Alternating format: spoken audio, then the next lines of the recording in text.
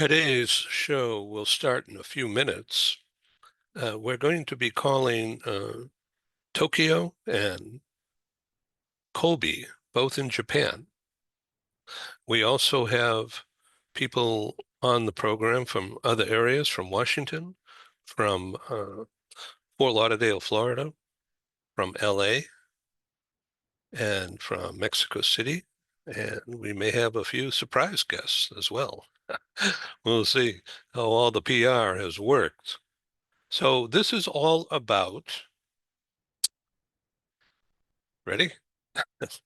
Developing international business relationships. Yeah, scratch my head. It can be tricky going across time, across borders, across cultures, across industries, even across generations. It's difficult to communicate. So one has to be prepared. I call it best practice media prep by wanting to have content collaboration. No tricks. It's called media prep, being comfortable, being settled, and not being afraid of this little green light. As you can see, my lighting is perfect for right now. And the background of my logo having to do with a TV show, beautiful. Blue ocean, wonderful. So we're going to begin by welcoming people into the studio, and you're going to be an eyewitness. Stay tuned. Here we go.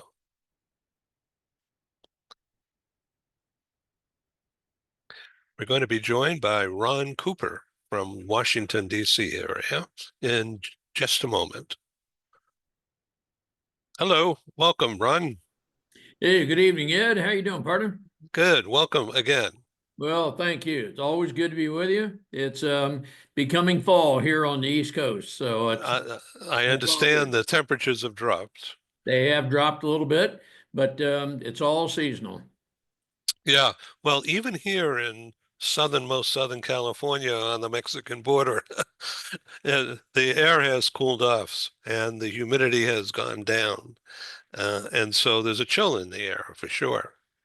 All right. No, But that's all good. I'm not only not like frost though. yeah. Yep. Only curious, Ed, are you around a lot of the immigrants that are coming across the border? And I just a curious conversation. The border, the Tijuana border crossing Yes. is 10 miles south of where I'm sitting. And the Interstate 5 freeway goes right into downtown Tijuana. But that is not where the immigrant issues are. There's some there, but it's way to the east, several miles, and there's no fence. And although there is surveillance by the Border Patrol, people still can cross the border. It's really rough terrain, Okay. mountainous, treacherous, and not easy. But for years, people have been coming across the border there. Uh, so it's really an interesting question that you have. But no, we have homeless in downtown San Diego, but um, the governor and the police have been trying to clear the streets in a humane way, but it's very, very difficult. And Okay. so the city and the county are taking the lead, and they are, with the support of a large part of the population, and especially here in downtown, want to take care of them. And a lot of the homeless people are not willing to be taken care of. So Uh, there is a challenge here. Let's welcome Philip Berry, and this is Ron Cooper. Hey, Ron. Hey, Philip. I'm talking to you from Maryland. Okay. I'm in Fort Lauderdale, Florida. Oh, yep. And were you affected by the by Milton? Not directly.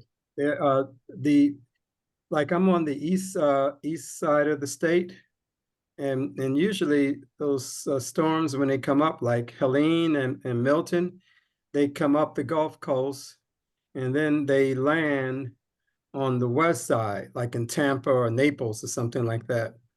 And then they go north from there. And then they go north towards the Panhandle, and then to North Carolina or to Georgia, or but the interesting thing is that the residual impact, of say like Milton, boy, I mean, it just lasts.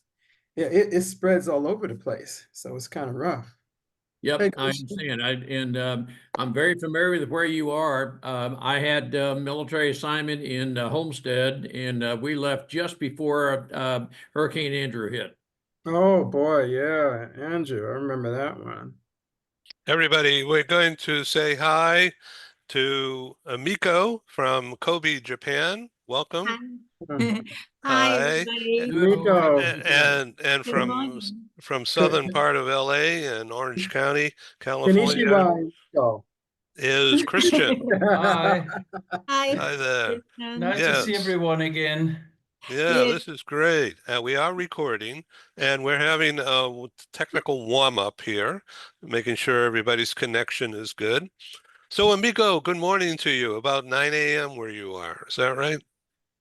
yes, that's correct. It's a morning for me, and I know that everybody is a different time. So what time Yeah, here you're in California, it's happy hour, 5 p.m. And we have two people on the East Coast, which is Eastern. Ron Cooper's in Washington, D.C. Ron, wave your hand. Okay, and this is Amico in Kobe, and Filipperi in Florida, South Florida, just north of Miami. So Amico is CEO of a very progressive company in Japan called All Japan Relocation, and she's the CEO, and it's part of a very large, very profitable, successful real estate group. So Amico, why don't you tell us about All Japan Relocation? And I'm going to say, if I may, just to help you launch your brief chat, and this is unrehearsed and unscripted, everybody. So we'll be kind and nice to each other. But so she has developed That's a Cohen style. I've known eh, Cohen. I've yeah, known Cohen for over 25 years. I know, and nothing changes. Uh, in fact, we look younger every day now, remember? So, Yeah. so Amico, you told me, and you've demonstrated it as well, not just to me, but to people who you do business with, about how much personal care you give to everybody.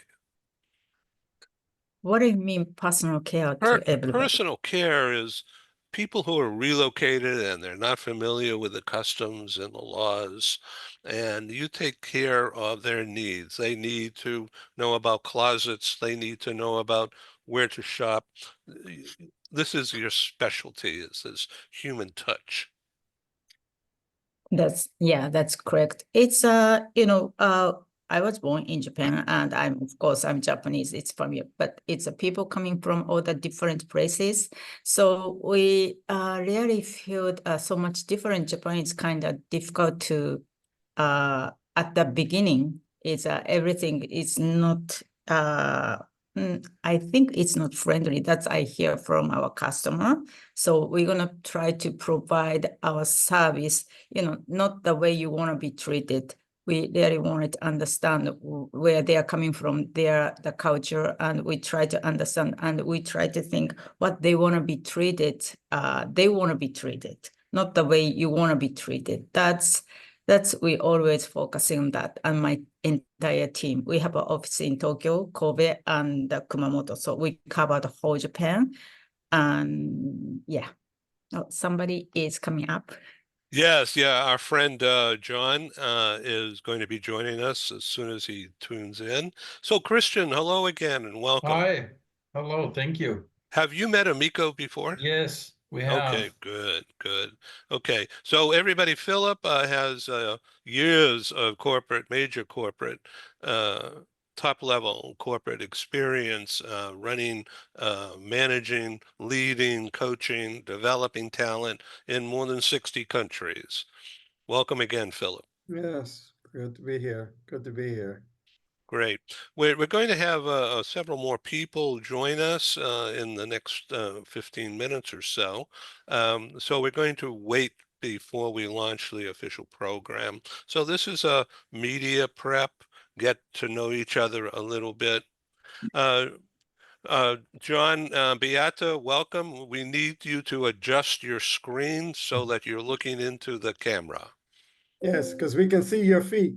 And pants. Nice. Oh, the And your colored. polka dot pants. Yeah, we see it. Oh, no, they just disappeared. Oh, well, no, this should No, be no, this is great. Okay. now. So Ron, while they're adjusting, um, Ron, you just for the people on the screen who don't know you yet, I'm going to briefly introduce you, but you're going to have to do a better job.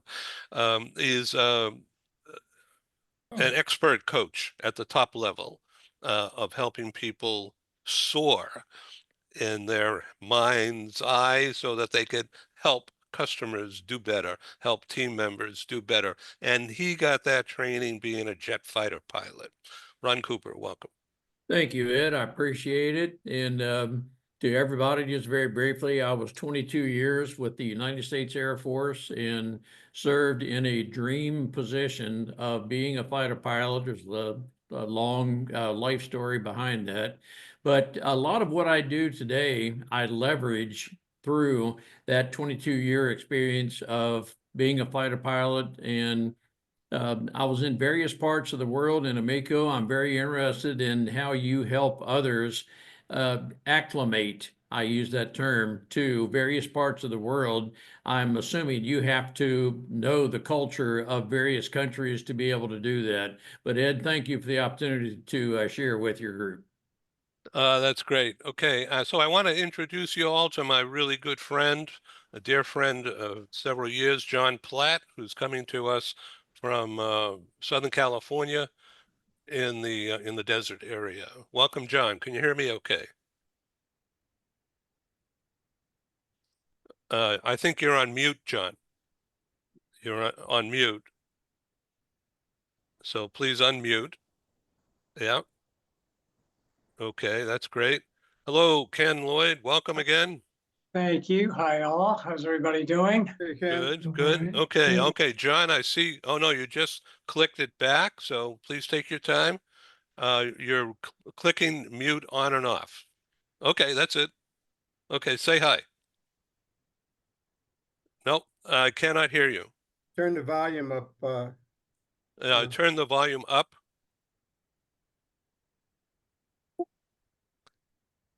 Okay, this is media prep. So you just take your time, don't worry. Just turn the volume up. You have to push the button. I don't know whether you push it up or down, but try up. Okay. Dr. Ken Lloyd is in Southern California. He's an author. He's got a PhD in organizational. Oh, I'm sorry, Ken. I don't have my notes in front of me. I'm stumbling around with your official title. Please Don't worry about it. My dad do a used to better say to job. me, exactly what area did you get your doctorate in? So don't worry about it. Happened all the time. Mhm. All right. So organizational development, industrial psychology. Yeah, organizational development specialty. Yep. Thank you. Okay, great. But he's more known for and famously known from TV and articles and help columns in the newspapers having to do with what, Ken? We'll call them problematic employees at work, AKA jerks at work. So I had done a lot of research and writing on that particular topic, and it's a popular one. Other authors have jumped onto it, and also using that kind of approach on how to deal with people problems and problem people, and really taking an open and fair and responsive and responsible approach to dealing with that, and trying to get solutions and help people work more productively and satisfactorily for them and for the companies where they're working. Oh, that's great. Okay, now you have a new book coming out for the audience who has not heard me say all that already. Why don't you tell the audience about the new book coming out in December? Well, thank you. Yes, 15 years ago, I did a dummies book called Performance Appraisals and Phrases for Dummies. And as happens when 15 years go by, things fall a little bit out of date. And they came back and said, would you do an update on that? And I agreed to do it. They're wonderful people to work with. It's a very interesting series. So the book takes a new look at performance appraisals and getting away from the annual and dreaded once-a-year appraisal. Now we're talking about multiple appraisals. We're talking about continuous feedback, forward focus, ideally looking more at the employee's career development, and certainly engaging in open, transparent, two-way communications. But no surprises. There's a lot more ongoing communication between employees and the people who are in leadership positions in their area, so that it's really more of a team and more focused kind of approach, as opposed to simply disciplinarian and critical. Sure, there are areas where employees need improvement, those are worked on, but really more from the coaching standpoint. So that's really the approach the book is taking going forward. It's coming out December 17th. That's great. Congratulations.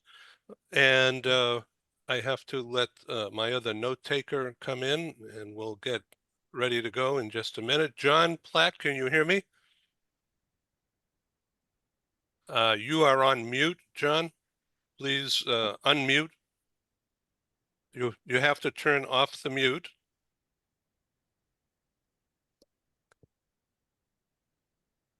Okay, when you can turn off the mute, please get assistance. I know it could be nerve-wracking doing this. Okay, 1 second. We're being joined in just a minute by a couple of others, and Stephen Howard, welcome again. Yeah, hello, Michael Piker. Hello. Hello. Welcome. Michael Piker is based now in Tokyo, Yes. and he is a U.S. citizen and a world citizen, which has supplanted that, and he's been in London for many years. Michael Piker, would you please introduce yourself a lot better than I just did? Sure. Good morning here in Tokyo. Yeah, I lived in 9 countries, fourth time living in Japan. I'm the VP of Total Rewards at Shiseido, which is an iconic beauty brand in the world. So that's me. Okay, great. Okay, John Platt, I see that you are off mute and you can hear me. Is that correct? Your microphone is not on, but you are not on mute either. So I don't understand what's going on. Why don't you ask Beata to help you with that keyboard, and we'll come back to you when you're ready. Okay, so Michael, how are things going for you? You've been there a few months now, right? Yeah, I've been here about 3.5 months. Takes about 4 months to send my stuff from London. But yeah, it's been 30 years, my last time living in Japan. Oh, isn't that interesting? And last time we were on the show together, you met Amiko for the first time, and she's here today. And I'm trying to be a broker here, bringing people together. She is an expert in taking care of transferees, and I thought that you need some help. And so this is my role, to be a matchmaker, make me a match, that kind of thing. And I won't bother you with the singing. So Well, we thank have you. here Philip Berry, who I think you may have met last time also, and we're going to turn the Yeah. program over to him in just a minute. And also Mr. Christian Trinedin. Hello. Did you have a good day today, Christian? Yes, thank you for asking. And Mike and I met in the last show. Yeah, indeed. Great. Okay. So, Emiko, you're heading for the U.S. You're going to go to Yes. the Washington conference, and you're going to win an award. from Yes. Altair, I believe. Is that right? Yes, that's so exciting. This year is a very amazing year for us. It's absolutely amazing. We are going to get the award from Autel. It's called I can read because this is first time. It's called All Star, and it's a All-Star. 1 year. Okay. Yes, Oh, yeah, it's yeah, I only know. 1 year. Oh, you know, this is the I first used to be on the time. board. You're going to ERC in Washington, right? Yeah. Oh, great. Yes. Congratulations. Oh, Yes. thank you. Congratulations, And that's a 6 big months deal. ago, we got the bronze award from Server, and we are selected by the preferred partner by Gravel. And also we are the shortlisted by Synergy Temporary Housing. It's under the ASCOT. And also we just got the award, gold award from Carter's 2 weeks ago, just right after our first meeting. So that was Wow. didn't expect it. So thank you everybody. So Yes. this is amazing They're year. going to give you a standing O. So there we go. No, please. Yeah. This is kind of, it's been a very busy and challenging year, but it's feel like all the certainly paid off. So this is unbelievable. Yeah, we are the Yeah, this is great. so, but it's so for us, it's kind of big year for us. And thank So- you for the person who are here. And I know that everybody is amazing, people. And I'm so happy to add it's connecting, everybody. It's so good opportunity to being here. Thank you. What you and I first met about 2.5 years ago, virtual, and you were my guest for the very first time on an international women's program that I developed and hosted and then broadcast. And we had all these women from around the world, and you were the only one from Japan, and so that's the first time. And at that time, guys, um, she was quite nervous being on TV and not really knowing who the heck I was or what I was doing or how I'm doing it. But it worked, and you've since become very comfortable on other people's programs as well. And you were just anointed or awarded the special connotation by what's that called? That London-based outfit that does video. You're a star. Oh, FEM in London? No, the other one, Uh-huh. JMG or Yeah, Oh, GMJ. GMJ. Yeah, right. Well, congratulations on that recognition. It's not because you paid them off, it's because you earned it. And I will be the first to say that out loud. You earned all these accolades because of the dedication and the personal service that you have done.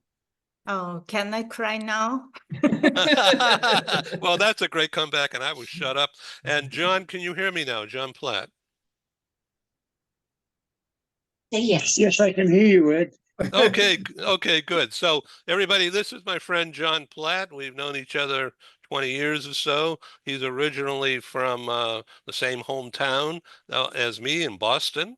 Um, and he is a retired executive from the U.S. Post Office, where he, among other things, was in charge of a huge district and had 12,000 people reporting to him. I don't know how you could ever manage that, John, but you did. You're still regarded as one of the best ever in the U.S. postal system. Thank you. So Yeah, it's not an easy task, but you can do it. yeah. So so we have on the show with us people like one you've met, Stephen. You met when we were all together out in the desert at O'Kane's Irish Pub, and Stephen joined you and Beata and Joanne and me for drinks at the Irish Pub, and that was what, about a year ago or so, I think. Yeah. Yes. Yeah, great. So, John, right now you are, well, you've been a world traveler. You spent what, 7 weeks in Europe, with Beata and on a cruise, and they'll go into different countries. And you're just back from Boston with family, and now you're going back there. And so you keep trucking along, man. You just keep delivering the mail. Well, I think you have to keep moving. It's very simple. You keep busy. I try to keep active and I try to keep involved. I have been recently, finding out more information about the Postal Service because I'm not too pleased with the way things are going there. So I've been looking into some numbers and some stats and just taking an overall look at it. But we'll see what happens. November is going to be a big month for the Postal Service, and we'll see what happens. Okay, In so November. this means that there could be some changes and maybe even some role for you at that Well, time there could because of be. your expertise in managing huge Could be. numbers of people. And so the package business is really what it's all about now, rather than letters, although that's still important. But package delivery is huge, right? Yes.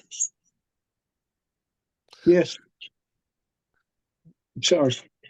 Yeah, so tell us a little bit about the volume of packages when you were involved and like what it is today. I mean, that's just a huge numbers. You and I have had several sit downs with a Yeah. bottle and glasses, and we talked all about this stuff many times. So using Zoom is a little nerve-wracking at first, that's for sure. And we've all been there.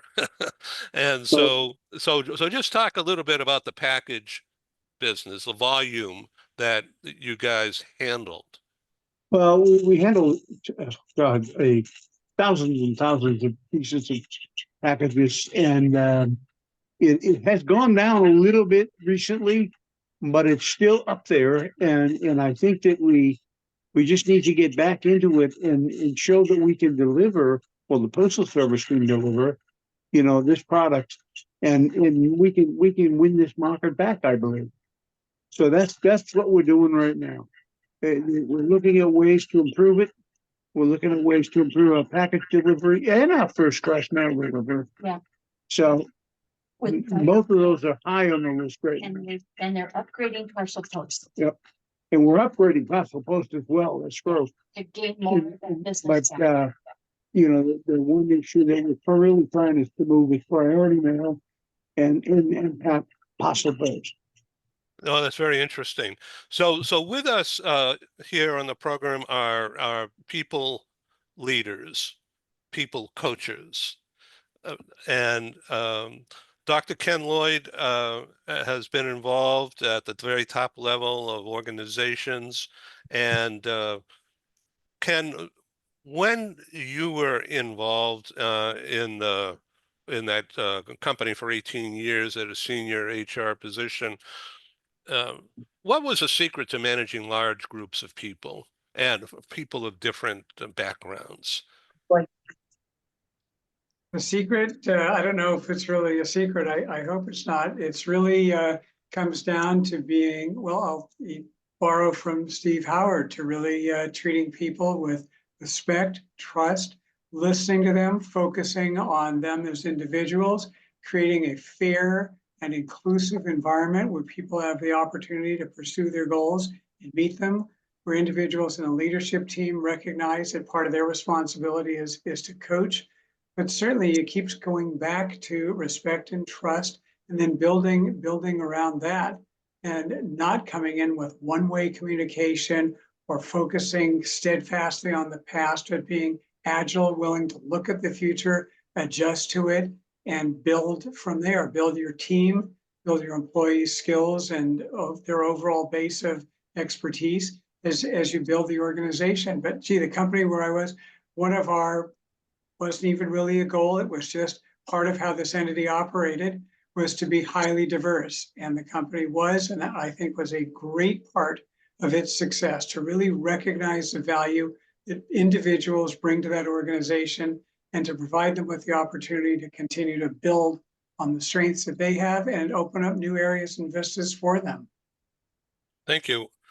Stephen Howard, author, leadership coach for many years, author of 25 books, and the new one just coming out now. Your shtick, if you will, your claim to fame and recognition recently in the last year in particular is by being a voice, coming up with the word humany, a mixture of harmony and humane, and not managing people, but by helping people develop themselves, coaching, mentoring. Stephen. I can't add to that, Ed. No. I want to pick up on a word that Ken used, and he used the word focus.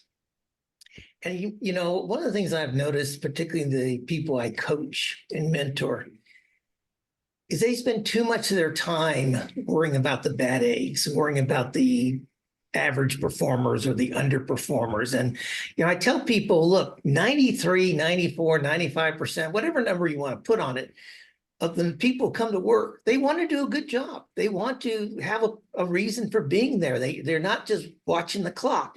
So you can either focus on that 92, 93, 94, 95, whatever percentage it happens to be in your organization, or you can spend all your time focusing on the 5, 6, or 7% of your time. Now, if you can leverage the ones who are willing to want to be there and willing to work and put in the effort, you leverage that 90+%, you're going to get the results you want. You spend all your time trying to worry about the 7, 8, even if it's 10% of your workforce that don't want to be there, that have checked out, who you know, are just there for a paycheck. You want to worry about them? You're focusing on the wrong 10% of your organization. So what, you know, that word Ken used about focus on the ones who want to be there, not the ones who don't. Michael Piker, would you like to comment on that? Yeah, 100% agreed. I worked in 8 huge companies around the world, and you're right. We perhaps obsess about the top 5 or 8%, but the 90% that really want to show up and do the work and contribute to the top and bottom line are really the game changers. And I think we over-index only on the top 3 to 5%, and we forget about the other 90%. To be very frank. So in your new position, there's really a diverse workforce in Shiseido, isn't it? Yeah, I've also run D&I in my life. We've got 60% the top level women. As a listed Japanese company, we're very incredibly proud of that, as we should be.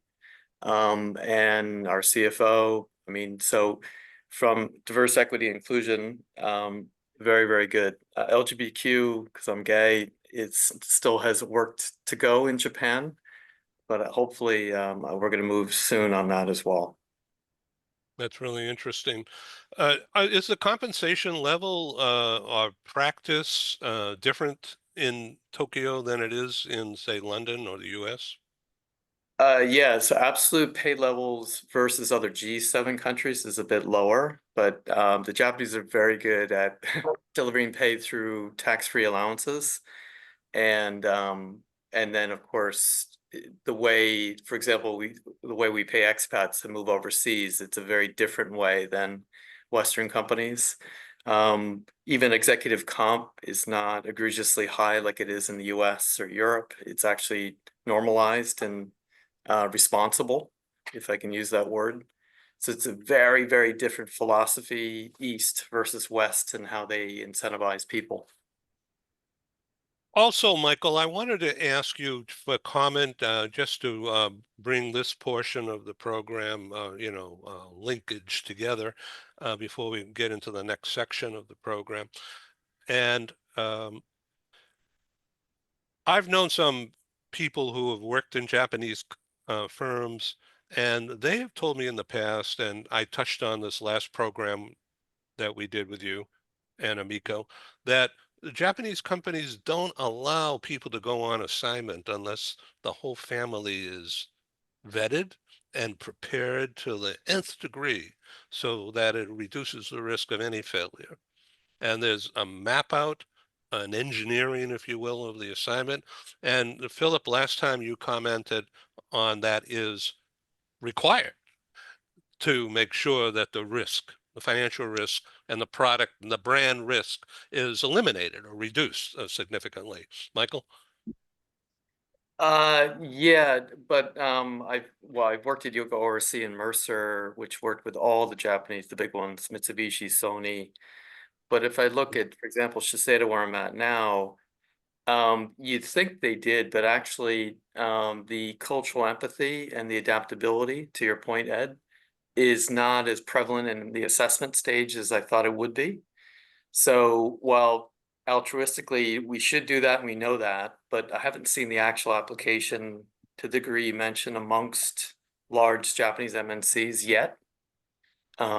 Whereas I've seen in Swiss companies I worked at, American and British companies. So it's changing gradually. Yeah. Ron Cooper, would you like to comment? I'm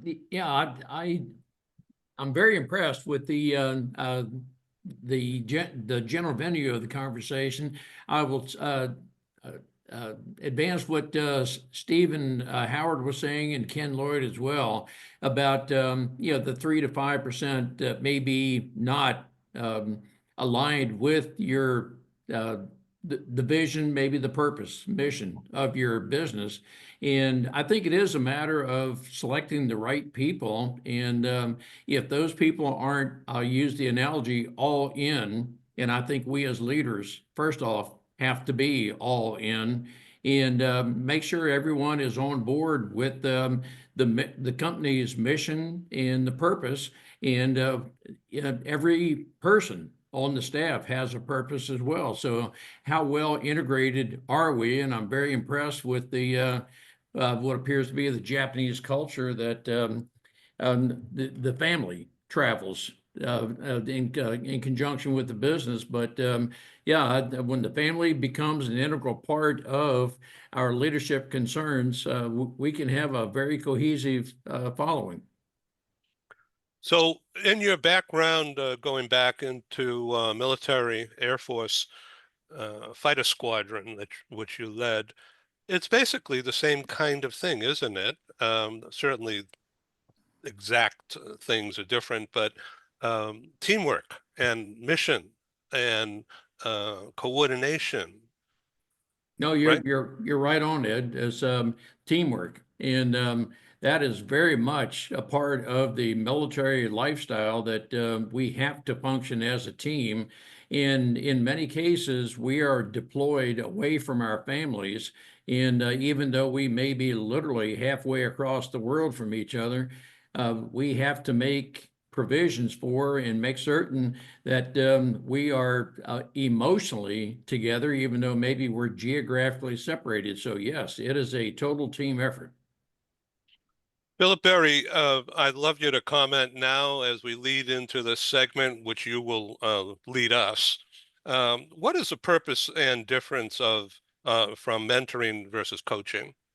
Well, the to me, what's important in organizations, and Ken and Steve has written a lot about performance management. And one of the things that my experience over 30, 40 years in working with organizations in the high tech and also consumer products area and in not-for-profits is that there's too much of an inordinate focus on the performance rating and performance management without individuals thinking about how can they develop individuals.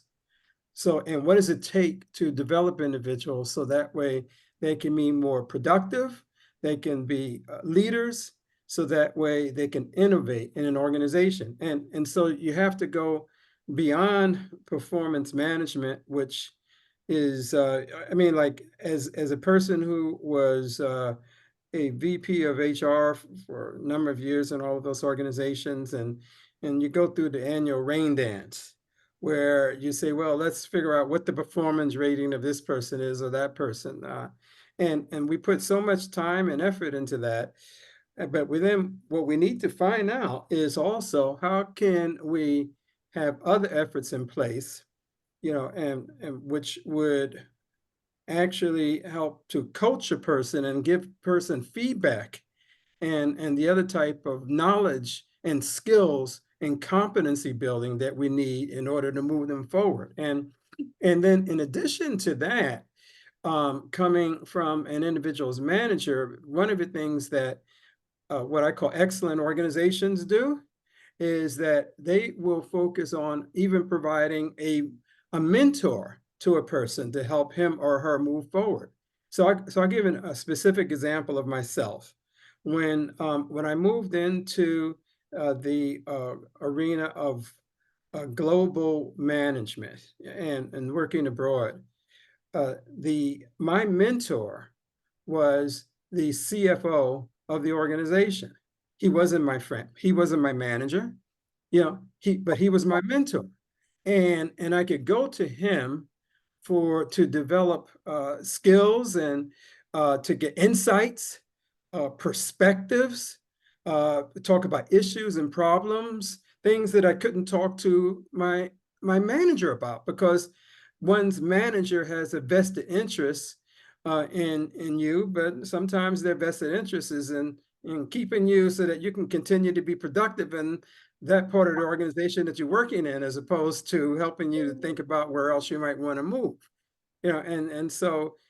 But excellent organizations develop a framework where they will assign a mentor to a person. So that way there's another voice. It's almost like another voice that you have to have in addition to the manager, and in addition to and sometimes your manager can be a coach.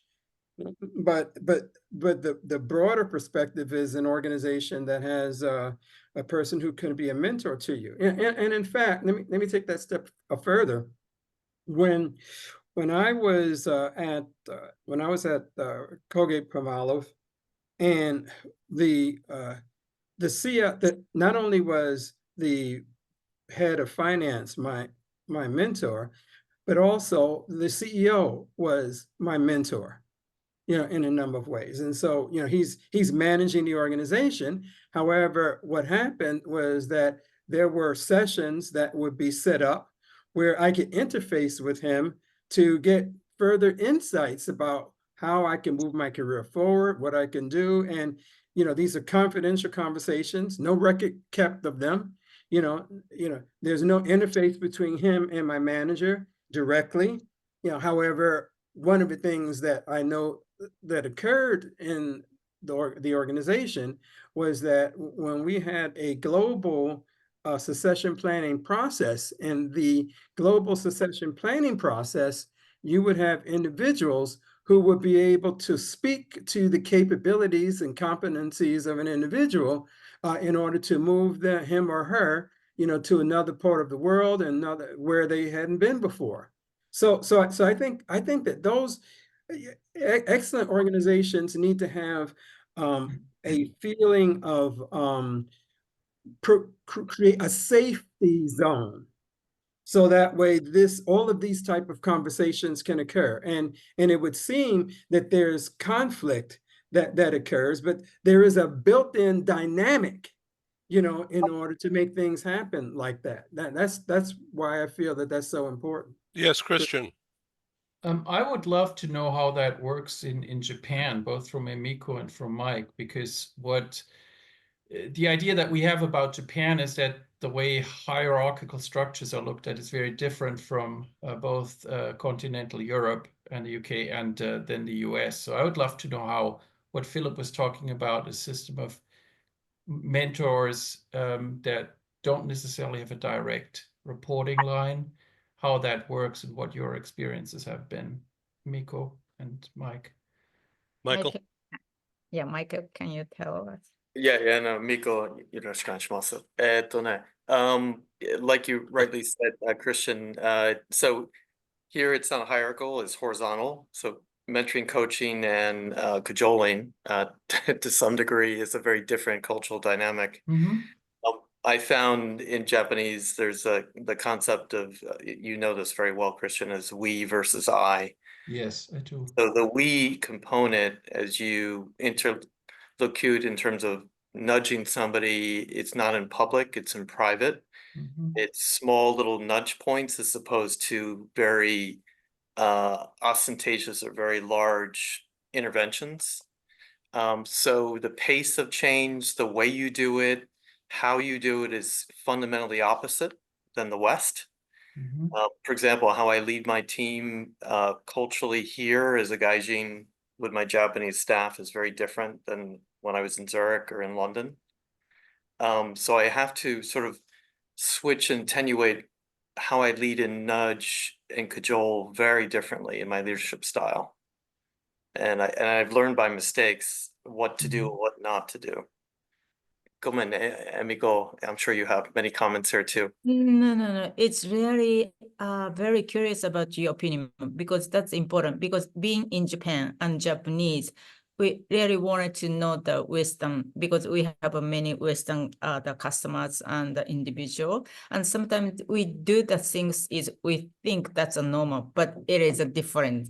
So the listening your opinion is very important for me. And I really since the last time, Ed introduced you, I'm really curious about what you feel because we are providing service the way I try to understand the Western people, well, not all the people, but I can see that some of the people are difficulty. So we try to understand but we really wanted to know what is a difficulty, what is easier, what is, because in Japanese, we don't want to push, we kind of, we are proud of our hospitality, like as known as omotenashi.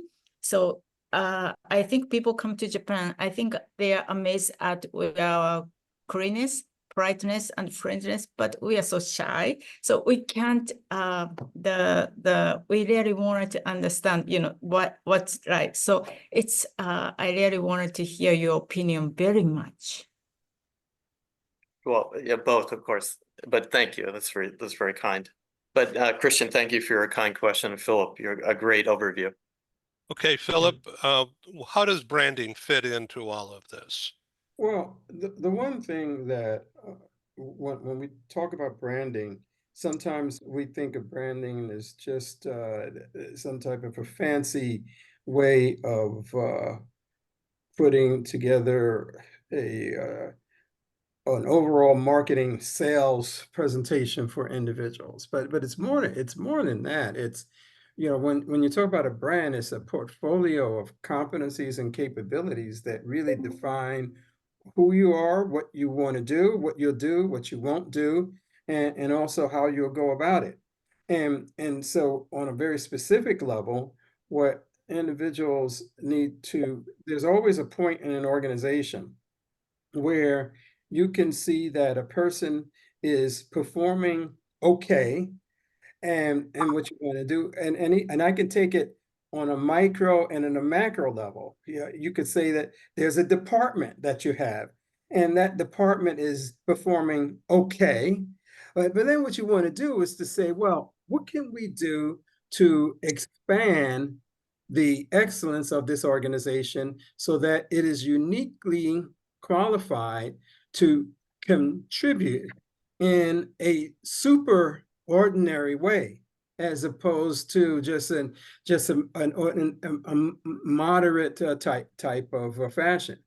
And that's why I believe that organizations that are excellent will begin to put in place a process and that of change. And that process of change comes about because of three things. One, that there is a way that the organization is viewing itself now, that it needs to view itself differently. There's a challenge that they see coming either from the outside, from a standpoint of your competitors, and also because you want to have the organization and individuals take advantage of new insights and new technology. So like say for example, right now, one big change that is facing everybody right now, whether they realize it or not, is this whole issue of AI. And so people are afraid of it because as opposed to looking at how can I change my competencies, my capabilities, my understanding, my perspective, so that I am a master of AI in the new framework. I remember my early days when I started computer area. I worked at IBM. So at IBM, I was a techie at heart. You know, so resources and organizational effectiveness, I was a techie. But what I did is when I moved to another organization, like Digital Equipment Corporation, I was able to get much better framework to expand my capabilities. Philip, you're breaking up. We heard most of that, but it's not 100%. But we get your gist, but I just wanted to alert you. Yeah, nothing I can do about controlling that. Okay. You know, but I just feel that there's a lot more that people can do as they look at how they rebrand themselves and position themselves differently based on the challenges that are in front. And it also happens like with a business. As a business, you need to figure out how can I reposition my business so that way I'm seen in a very different light than the way I am right now. Great. And Do you want to show slides? well, I know we only have a half an hour left. I was just going to kind of let that be an impetus for us to have a conversation as opposed to. Well, it's Sure. okay if you want to show a couple of them. No problem. And we can go longer if people want to hang out. Well, all right, let's see. Okay, let me know what you want to do. So, I'll try. so Amico, well, I I'll try. welcome. I could So, try to something. yeah, okay. So, you know, Miko, I welcome you to ask questions Well, and use the chat if that is better for you. Okay, I will do that. Okay, Philip. uh,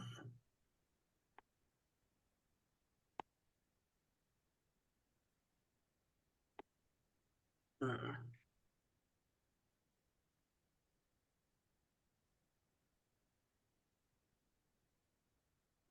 couldn't get everything focused in the same way, but I think if I look at it from the standpoint of my portfolio of capabilities and how I can use branding to increase my impact, you know, there's always a point where we can have, if we wonder if our impact is in line with our intention. And certainly, like from a business standpoint, from an organizational standpoint, the same thing. We see that what made people successful at one point, what made your business successful at one point, you know, is not going to last another forever. And that's why one needs to change, focus on change and focus on the trajectory of change. And that's really what we mean by rebranding, by being able to look at not only how we see ourselves, you know, that's those perceptions that we have of ourselves that formulate who we think we are, but also it's looking at the competencies and being more specific about the values that help to determine what our total story is. And the question that we have when we look at the whole issue of coaching and feedback and business performance is, well, are others outside of me seeing me the way I see myself? And that's where the rubber hits the road, because we're not always focusing on understanding how we can change that perception and really rebrand and look at what can make us unique and distinctive. And so, like, for example, when somebody was talking about Emiko and her business, and I think about a Japanese company that I was working with that helped me to move from one country to, well, from New York, you know, to Fort Lauderdale. And their extra care of looking at very specific details regarding the move, you know, in terms of how I was setting things up, how I was orienting myself, looking at the needs of myself and my family. You know, that's something that they didn't just say, well, let's just put all of your goods in boxes and then move you over there. You know, they found a better way. You know, so for me, that company would be a company I would always use. You know, and in fact, they were competing against another very well-known company, but I use them because of the extra care that they provided and the attention to detail. You know, so and that's what's needed. And in the whole relocation area, I see a lot of relocation firms. They don't take as much time to focus on how they can help the family really adjust to a new area, because it's not just the individual who is relocating. You are looking at the whole family being successful, you know, in a certain move. And so then what you want to do from the standpoint of an individual or an organization, say, okay, well, how can I look at what's the new story that I want to have? How can I rewrite that? And what are some significant life events that are going to cause me to look at a new direction? And there are a few things around that, but certainly some of the things that I mentioned, you know, in terms of having a new outlook, and a new vision, and looking at how you want to position yourself in a different way. You know, those are some of the things. In fact, I've written about a few of them in my book, you know, being better than you believe. So that way people can see how on an individual and also an organizational basis and in a department level, you can look at things in a very different way than you did before. So, and I guess the last thing I would say about this is that, as an organizational change person, I've seen that that's been something that is more critical, being able to help people and organizations look at that framework of themselves and where they are now, and then saying, from a standpoint of a future state, this is my present state. From a standpoint of a future state, what do I want to be seen as in a different way than I am right now? And what does it take in order to get there? What resources do I need? What coaching do I need? What mentoring do I need? What perspectives do I need? What competencies do I need? What values do I need to develop differently than the ones I have? Because what got you there is not going to keep you there. So that's sort of the way I would look at this whole piece there. Thank you very much, Philip. I thought that was brilliant and a nice way to have more conversation now. John Platt, would you like to comment on what you just saw on the screen?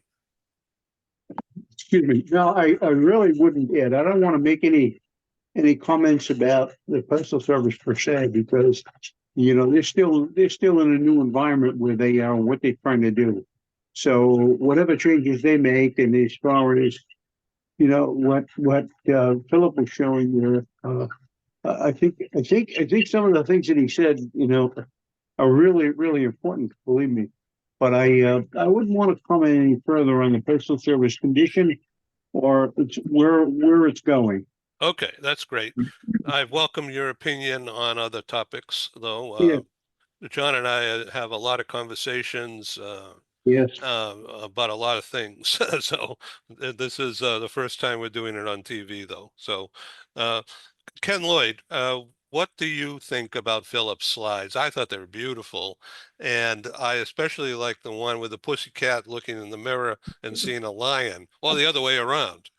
Yeah, right. Yeah, I'll go with you on that, Ed. Beautiful slides. The visuals are great. Obviously, some very brilliant and important information. I'm very much into the theme of receptiveness to change, for individuals, for organizations, teams. If not, we end up being frozen, stuck in time, and then guess what? Everything goes by us, and suddenly we're looking at taillights. And in this age, it happens so much faster. And you're right, just among other things, AI is a major change. And it's still as easy to say, stick my head in the sand, it's nothing that's going to impact me, or it's always wrong, or it's just that. It is changing and growing so rapidly, and it's already in use so effectively in so many arenas. And that's just one change. And there's this theory that it's human nature to resist change. And people start believing that, and it's not really true. It's not, particularly if we embrace it, we try to understand it, we try to learn, we try to grow and develop. Suddenly it's just actually a motivator to be responsive to the changing environments that we're in, as you identified, and to take proactive steps to make sure that we keep ourselves in tune and in touch as time goes by. So I think it's a great presentation, Philip, and I thank you. We have about 10 minutes remaining, and well, we can go longer, as I've said, but I know we all have other things to do. So the underlying theme of this particular show, this program, is, of course, bringing people together, but developing international business relations is a long process. And if people, strangers, basically, with some connection, can come together here on this screen with no script other than some preconceived ideas and how we want things to portray on this program. Sure, we've had that discussion, but it's not scripted, as you could tell. And I try to do that on purpose because I like, in fact, I love, and I want to encourage spontaneity, because that's where the energy is out there. The audience looks at this, will look at the streamed version, the video play for the next year, and they're going to see the vibe. They're going to see the rapport and the trust between us here. So trust won't happen unless there's some start, right? Ron Cooper, the idea is that people have to start somewhere. They have to come together and exchange some ideas and have a debate or have some kind of cohesion or organized disagreement in order for rapport to develop, because trust will never happen if that stuff isn't there first, right, Ron? No, you're right on, Ed. And trust is a major factor. And are we accepting of each other, which involves culture and different lifestyles, perhaps? But how accepting are we? And one takeaway from Philip is in a branding statement.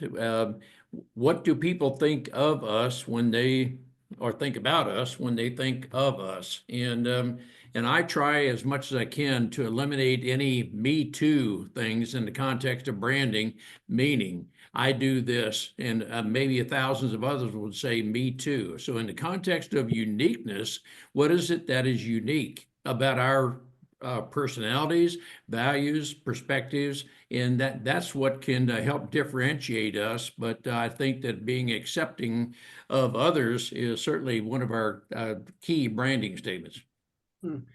Another thing that I think that I would ask each of you to do as a mindset, every single day, I am reminded of either an individual or a company that is experiencing what I call a significant emotional event that is either improving their brand or diminishing their brand, whatever it is. I mean, it could be, for example, decisions that they made. Let me stay on the corporate level. Amazon decided that they want everybody to now come back and work. Well, are they? And so the question that I put to them is, are they improving or diminishing their brand with that? And I'm not asking you to comment on it, but the fact is that there are always these significant events that are taking place. The same thing, I mean, naturally, it's more apparent on the political level right now in every single country.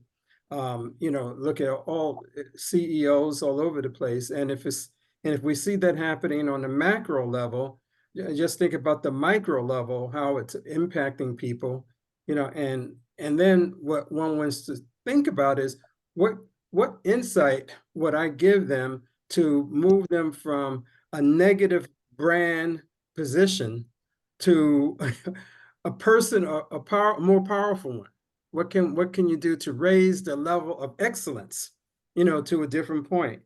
And this is where, coming back to the original conversation around coaching and mentoring, that's where that comes in. And how can we develop the trust that enables, bringing your point about trust in there, you know, how can we have individuals who might be closer to them, who can be trustful enough to give those companies or those organizations or those departments the feedback and the insights that they need in order to move from a negative position, like, you know, you put it on a graph, right? They have fallen some. What can I do to increase and raise their level of impact and raise their level, therefore, of performance, and raise the level of how they're seen from a brand standpoint? So if you look at it that way, you can see that branding is not just some amorphous type of a concept. It has a lot to do with business performance and whether I'm going to be making money,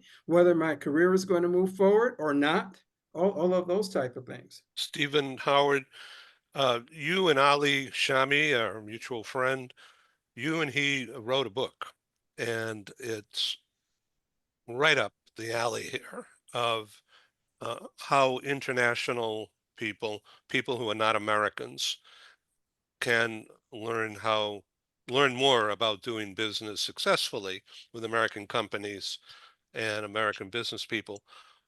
If you want to show the cover, I very much welcome it. Why don't you just talk about how to partner successfully? Well, anytime you ask an author to show his cover, they need to be prepared. So I've got mine.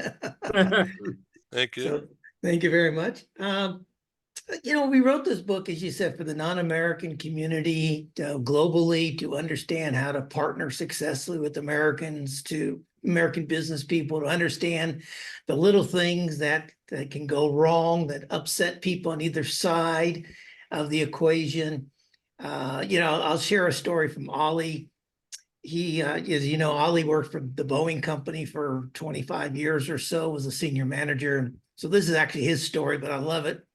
He was in Italy, and one of the Italian managers ran up to him and said, Ollie, I need your help. And he said, what is it? He says, why is so-and-so over in Seattle angry with me?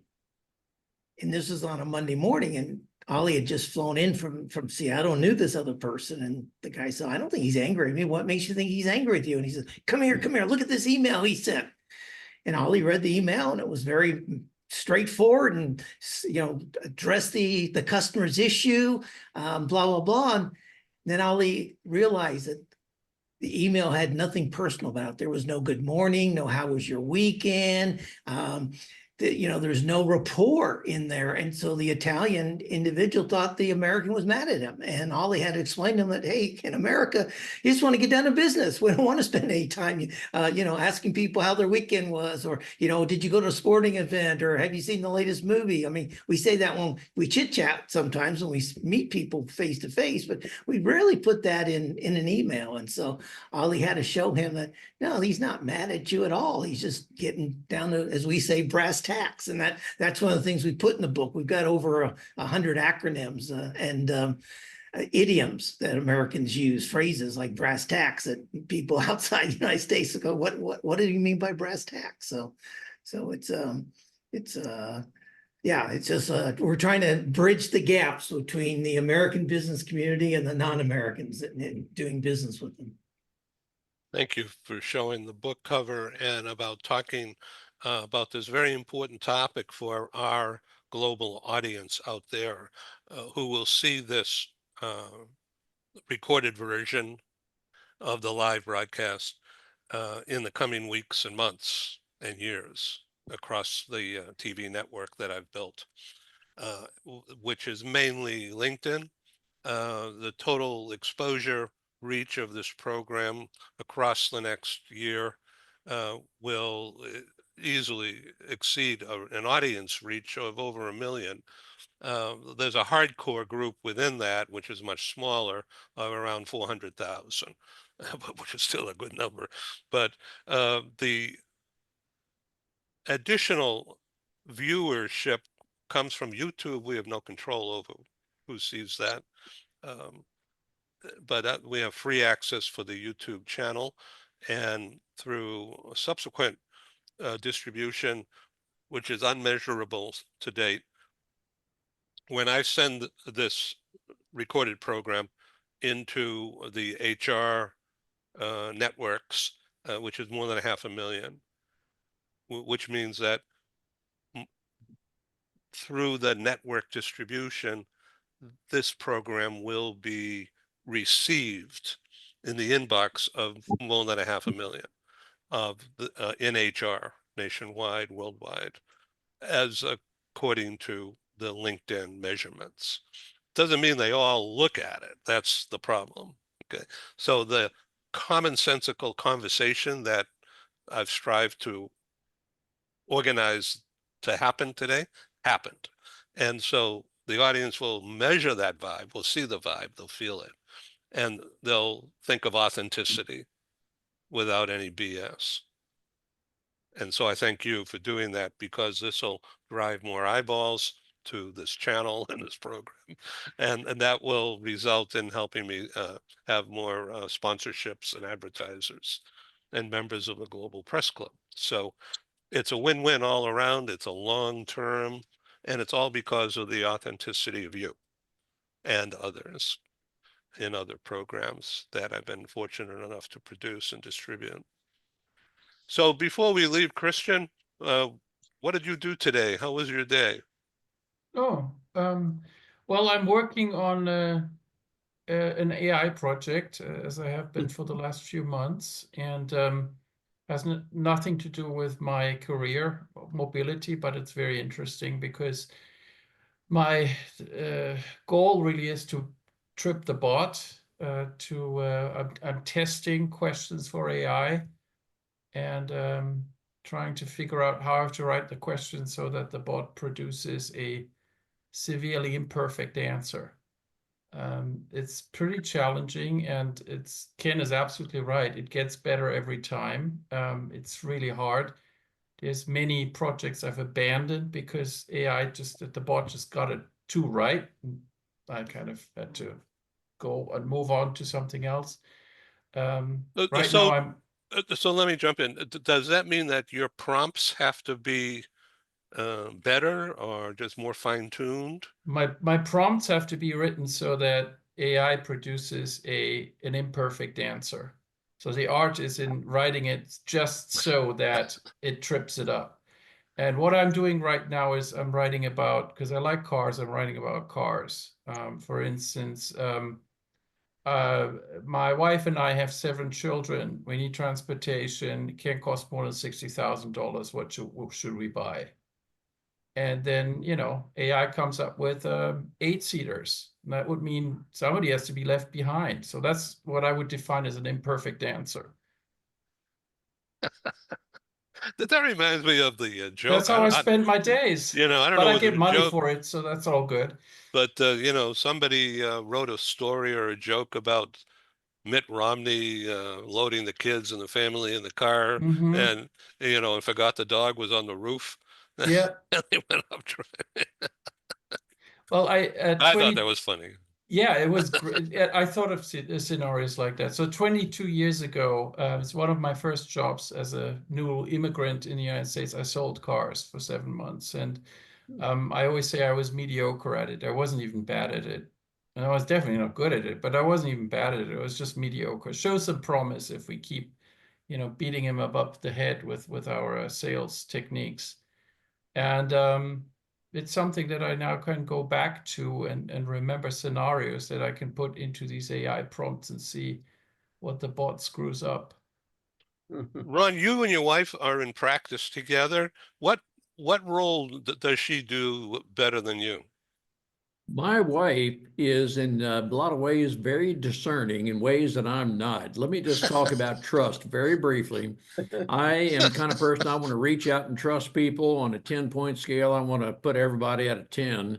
And my wife is saying, not so fast. Let's get to know this person. And that person needs to earn their way up the scale of trust. I'm the kind of person I'm going to assign you a 10 and see if you work your way down. That's just one of many ways my wife and I are very different from each other, but in complementary ways, because as was explained earlier, one of the American ways is just take me to the bottom line. Don't do a bunch of frou-frou. Well, that's my personality. Whereas her personality is, well, let's first off talk about how my day is going, then we can talk about some other things. So those are just some of the ways in which we're very different. Interesting. Michael, what do you think of that? I think it's brilliant. I just love tripping up the chatbot and then the scale up versus down. That's like my husband and I in a nutshell. Totally.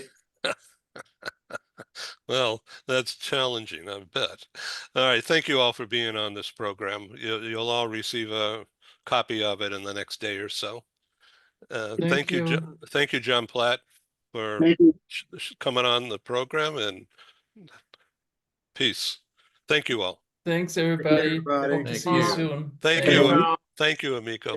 Bye. Thank you. Thanks. Thank you. Bye. Thank you.